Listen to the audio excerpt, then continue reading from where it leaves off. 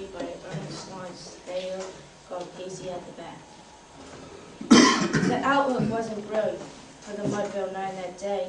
The score stood 4-2 with but one inning more to play. And then when Cooney died at first and Barrows did the same, a pal-like silence fell upon the patrons of the game. A straggling few got up to go in deep despair. The rest clung to that hope which springs eternal in the human breast. They thought, if only Casey could get a whack at that, we'd put up even money now with Casey at the bat. But Flynn preceded Casey, as did also Jimmy Blake, and the former was a hoodoo, and the latter was a kid.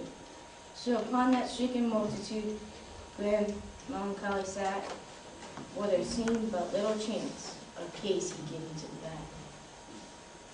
But Flynn let drive a single, to the wonderment of all, and Blake, the much despised, tore the cover off the ball.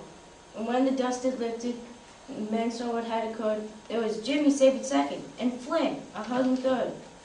Then from 5,000 thirds and more, there rose a lusty yell. It rumbled through the valley, and it rattled in the dell.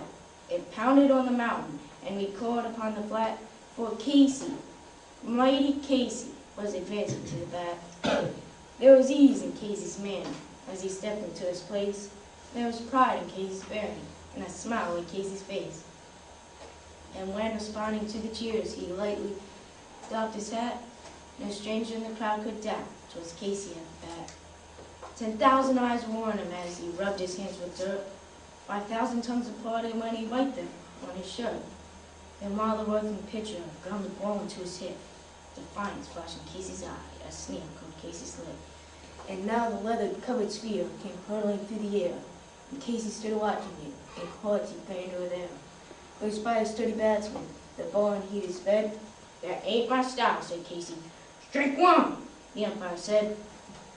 From the benches black with people, there rose up a muffled roar, like the beating of storm waves on a stern and distant shore. Kill him! Kill the umpire! Someone shouted from the stand. It's likely they had killed him, had Casey not raised his hand. With a smile of Christian charity, good Casey's vices shown, he stilled the rising tumult. He bade that game go on. He signaled to the pitcher. Once more the dun sphere flew, but Casey still ignored it, and the umpire said, Strike two! Fraud! Cried the man in thousands, and the echo answered fraud. One scornful look from Casey, and the audience was awed. They saw his face grow stern and cold. They saw his muscles strain. They knew that Casey wouldn't let that ball go by again. The sneer has fled from Casey's lip. The teeth are clenched from hate. He pounds with cool violence his bat upon the plate. And now the pitcher holds the ball. And now he lets it go. And now the air is shattered by the force of Casey's blow. Oh, somewhere in this favored land, the sun is shining bright. Band is playing somewhere hearts are light. Somewhere men are laughing, little children shout.